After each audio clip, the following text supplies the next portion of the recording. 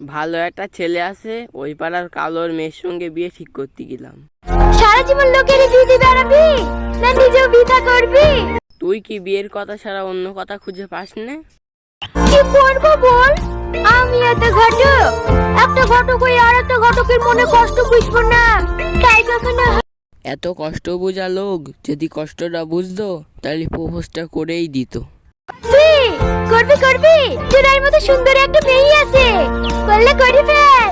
এরকম মেয়ে হাতছাড়া হয়ে গেলে আর পাবিনি। আমার বিয়ে নিয়ে তোলা তো মাথা ব্যথা কেন রে? তুই বিয়ে করগে যা।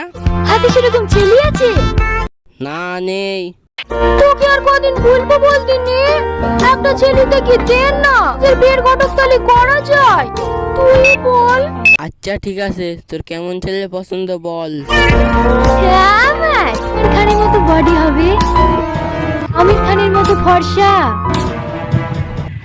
আর শাহরুখ খানের মতো স্টাইল হলে চল। ভাবলাম আমাকে প্রপোজ করবে কিনা।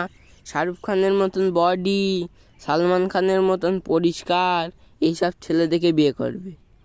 যাও বুঝুক গে। সর আমার কাজ আছে, ওই পাড়ায় মেয়ে দেখতে যেতে হবে।